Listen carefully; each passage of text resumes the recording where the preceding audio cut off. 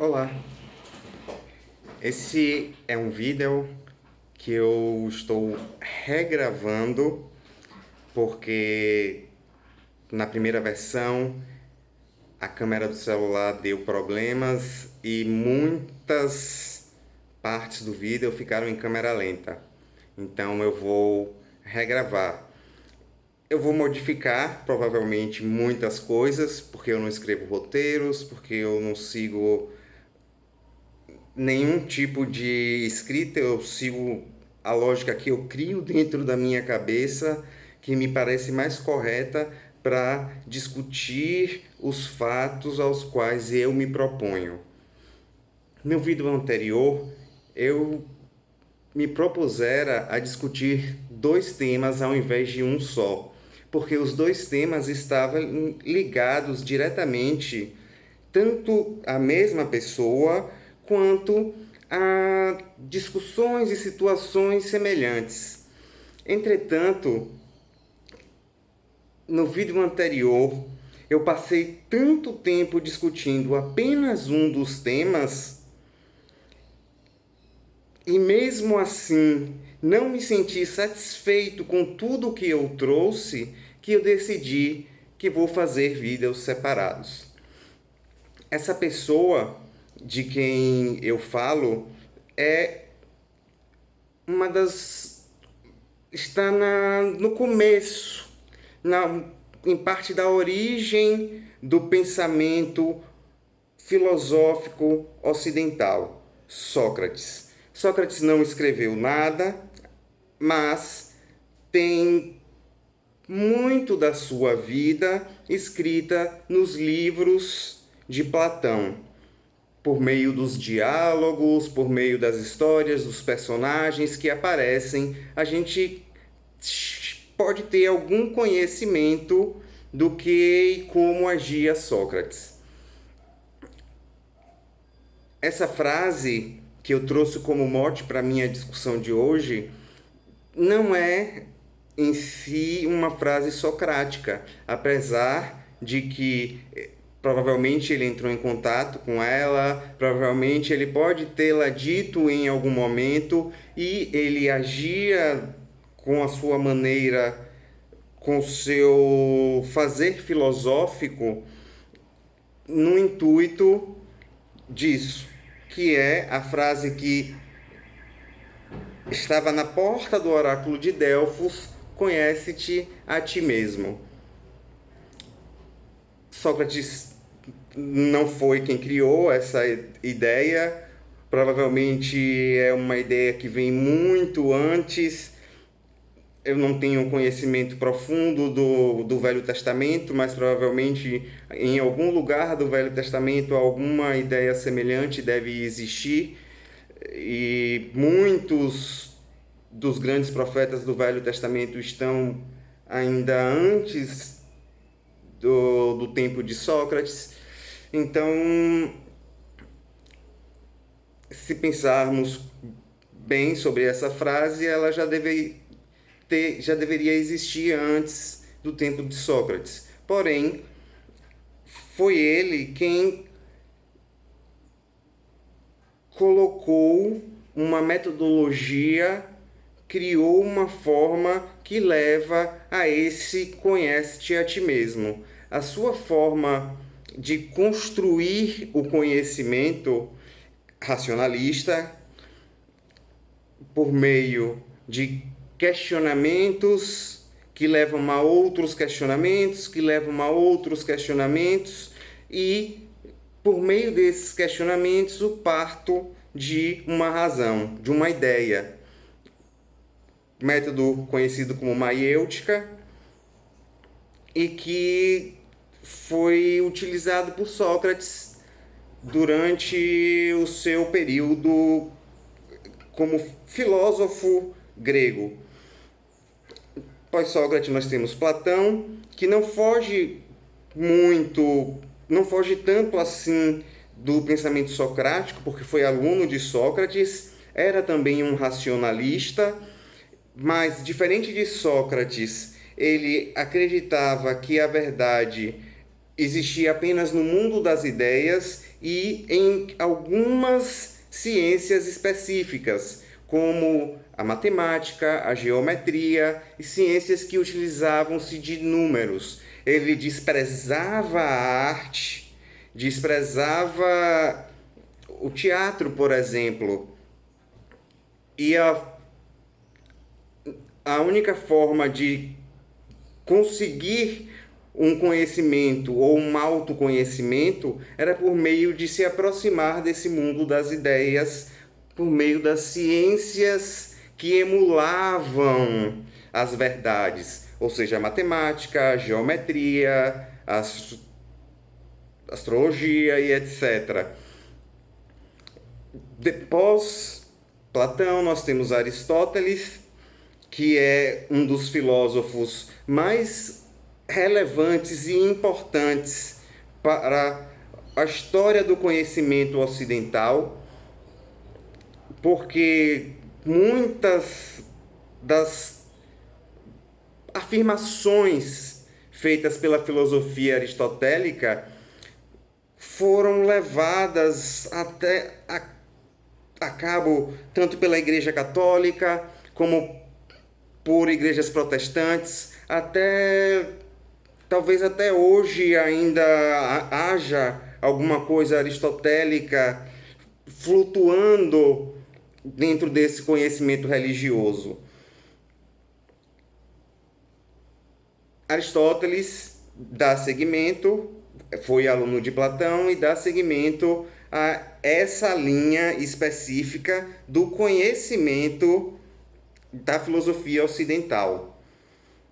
Eu digo isso porque existem outras linhas possíveis para o conhecimento ocidental, mas essa é a linha que foi adotada pela maioria dos historiadores da filosofia, dos filósofos contemporâneos. Então, o conhecimento que vence, dos vencedores, é o conhecimento utilizado.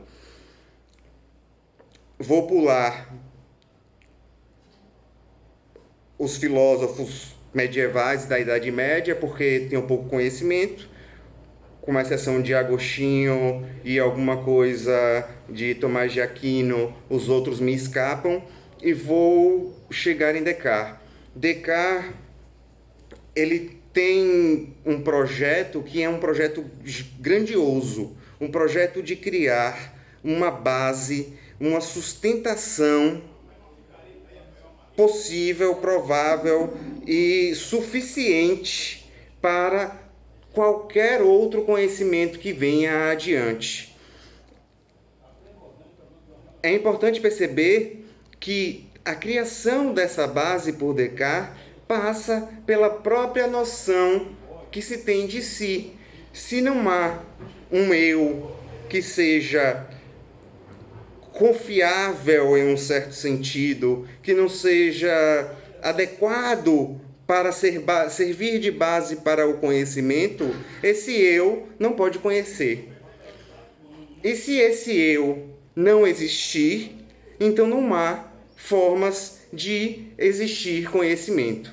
Então a primeira busca de Descartes é provar a existência do eu. Como se prova a existência do eu? Ele escolhe o cogito. Penso, logo sou. A existência, o ser, está conectado ao pensamento. É possível, muitos filósofos contemporâneos brincam com essa possibilidade do cogito cartesiano, de que sejamos apenas um cérebro num barril e que toda a verdade que existe ao redor de nós seja criada por esse cérebro num barril. Isso é uma brincadeira, porque existem outros fatos, evidências que demonstram com certeza a existência de um mundo além do nosso pensar, que existe um mundo além do nosso eu, apesar da aporia que é eu penso, logo existo. Mas como eu comprovo a existência do outro? Apenas por semelhança. Se eu penso, logo existo, o outro que é semelhante a mim também pensa, logo existe.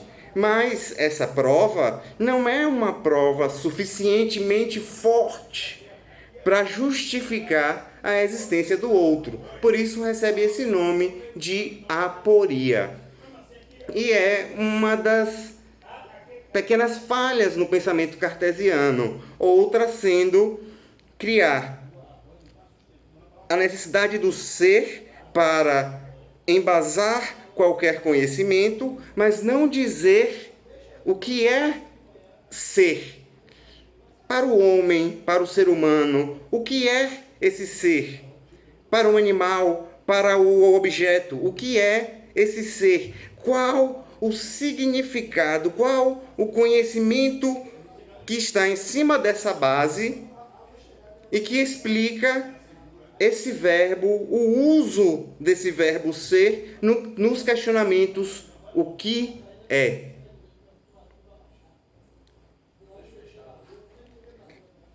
Veja, nós estamos conversando sobre a frase do oráculo de Delfos, conhece-te a ti mesmo.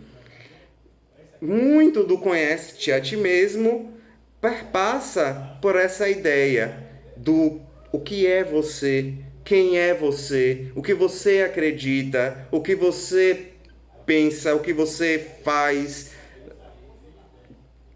como você se vê. Entretanto, todas essas formulações são formulações pós-helênicas, pós-renascentistas, iluministas, modernistas, pós-modernistas.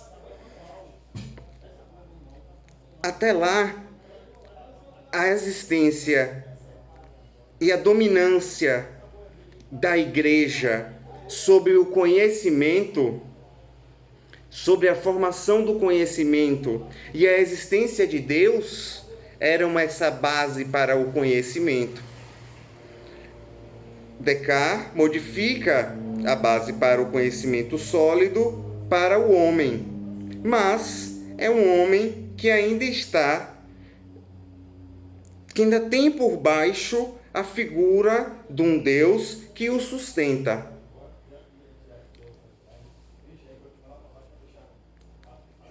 Durante muitos anos, a filosofia, as religiões sustentaram, deram força a esse homem que conhecia, mas que conhecia por meio de um suporte da divindade, que era eterna, imutável, perfeita.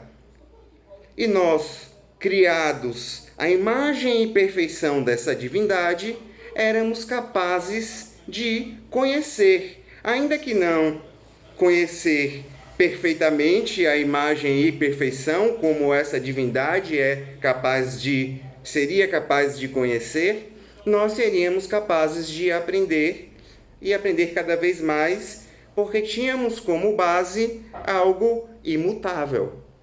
A Terra era o centro da galáxia, do universo, e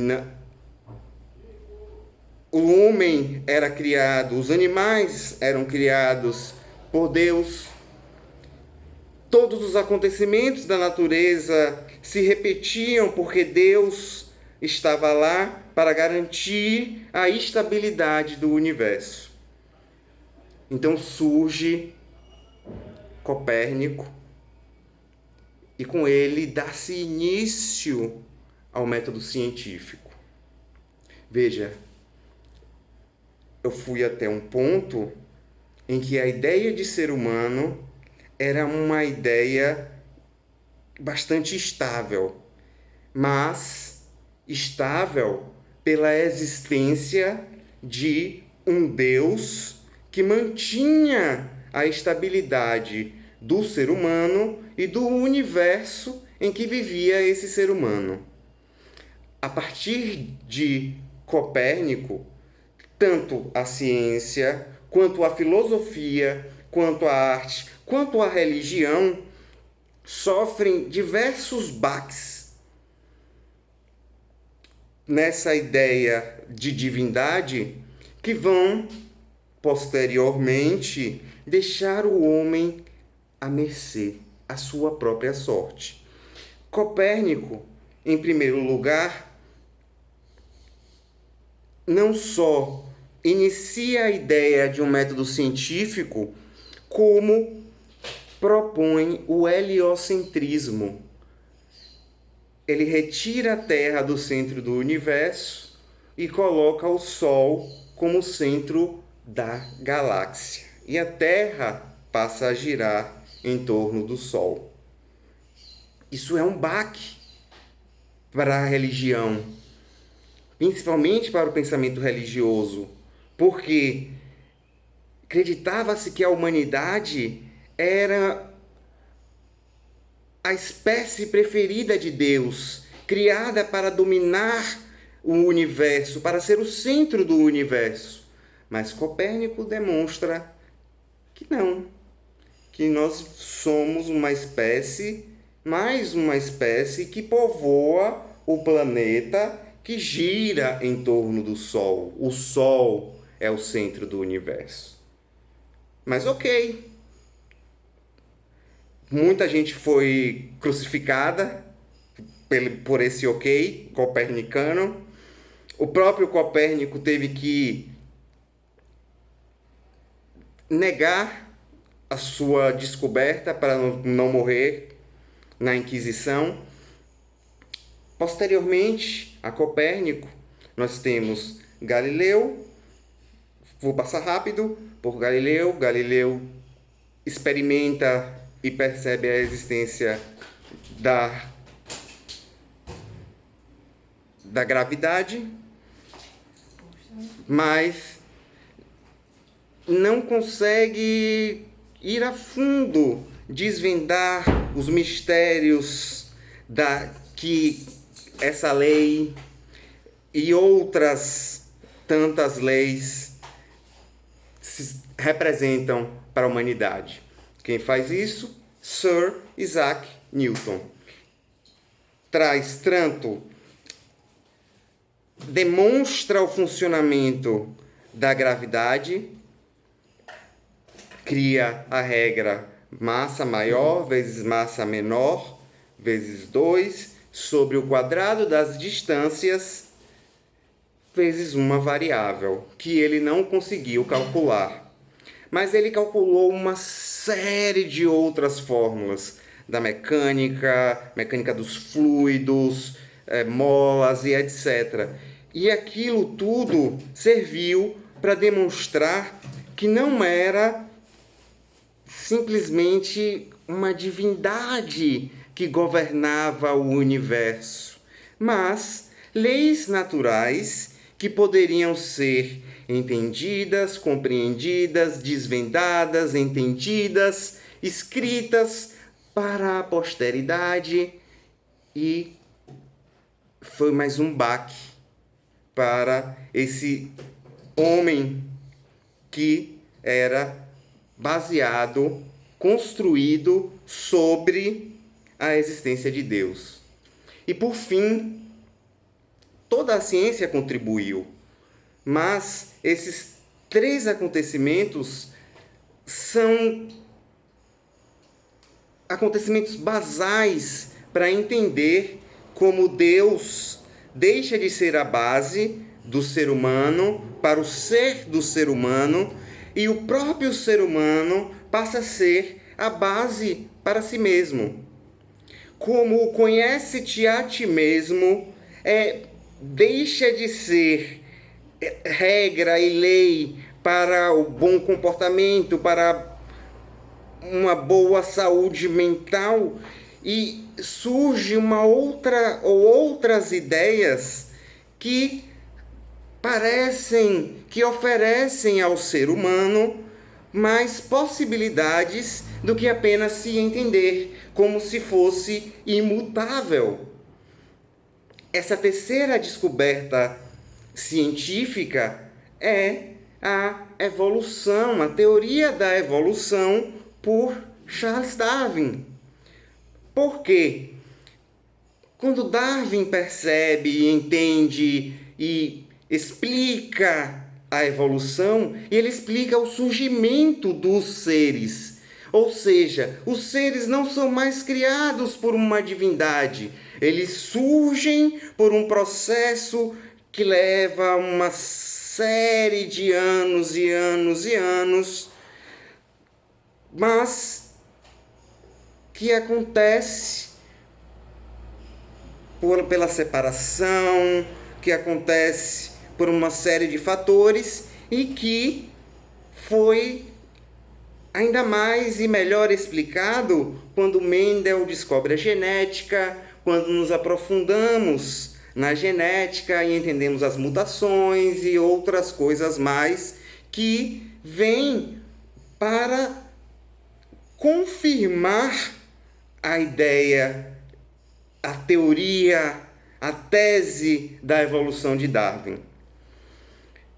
No campo da filosofia, nós temos alguns pensadores relevantes. A criação por Descartes de uma filosofia da mente que discute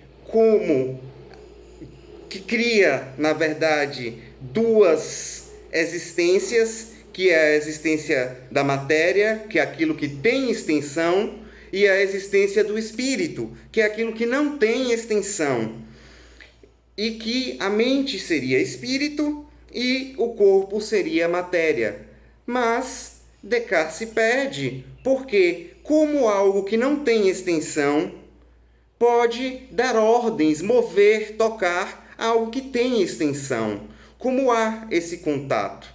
Então, muitos filósofos da mente surgem e afirmam que, na verdade, tanto a mente quanto o corpo são matéria, outros que há algo no meio. Então, até hoje, nós estamos buscando resposta. Até hoje, grande parte da filosofia, além da linguagem e de outras questões, estuda a questão da consciência. Mas, passando mais à frente, nós chegamos a Kant, que faz dois questionamentos. Primeiro, havia uma guerra filosófica, uma disputa entre pensamentos sobre como era que o homem adquiria o conhecimento.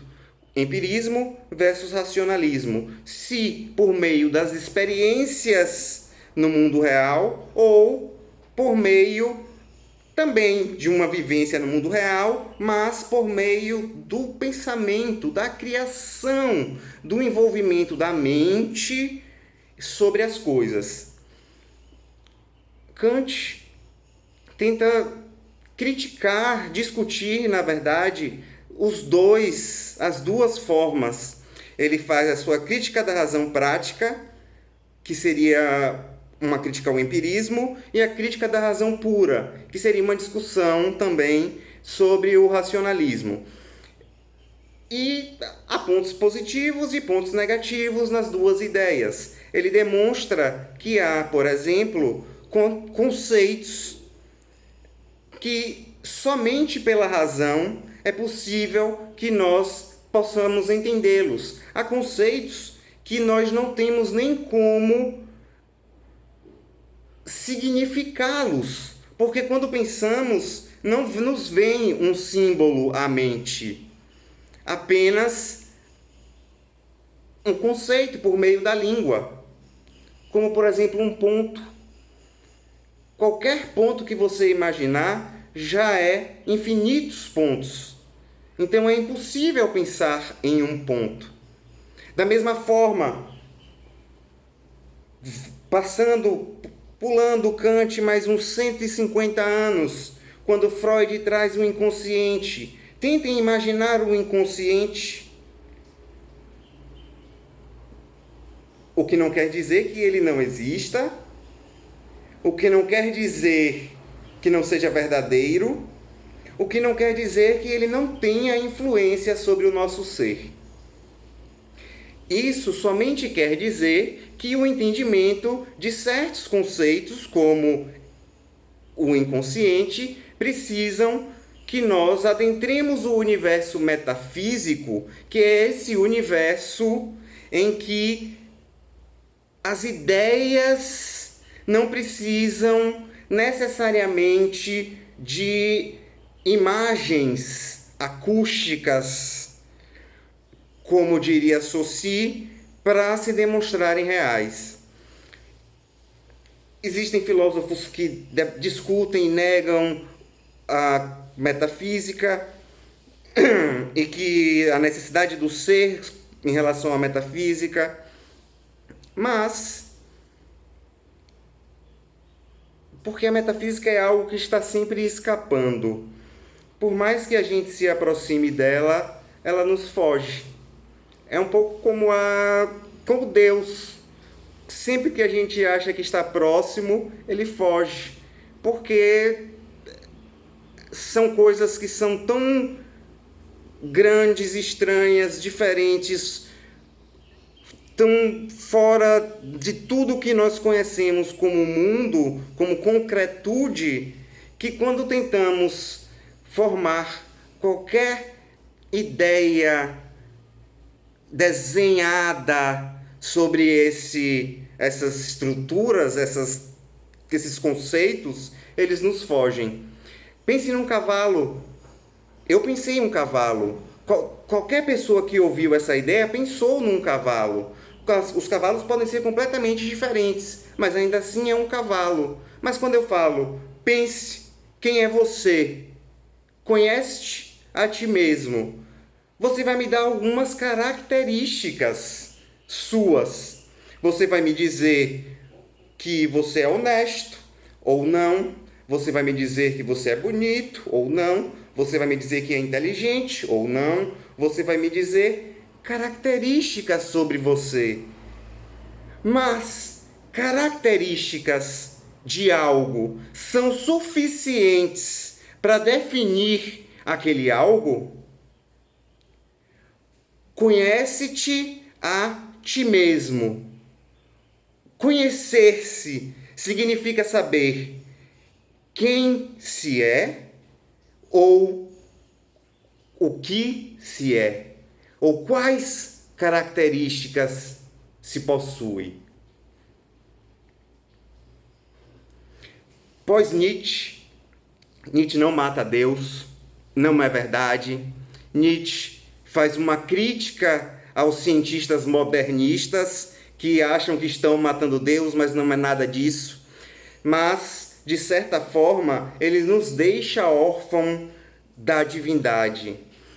E, posteriormente a Nietzsche, surge uma filosofia chamada de niilismo, que é uma filosofia que não tem no que crer. Freud é filho do niilismo, muitos outros filósofos importantes, Sartre, com existencialismo, é filho do niilismo, mas eu vou trazer nesses últimos 20 segundos, porque meu relógio já está me falando que já está perto do fim, eu vou trazer Camus, porque eu gosto de Camus, e ele traz a filosofia, cria uma filosofia chamada o absurdismo. No absurdismo, ele tem 3 ideias. Uma, a possibilidade do suicídio. Se eu não creio em nada e nada existe, eu vou me matar. Ele nega essa ideia porque ela é insatisfatória. Uma ideia de existência, de aceitação à não existência de nada. Essa ideia também é insatisfatória. E uma terceira ideia, que é a ideia que eu venho propor nesse vídeo. Ao invés de conhece-te a ti mesmo, cria-te a ti mesmo e ao teu universo, de forma que, para ser livre, todos os teus atos sejam atos de rebeldia. Não é ser um rebelde adolescente sem causa, mas é criar você a todo instante e não repetir o que querem que você seja. Obrigado.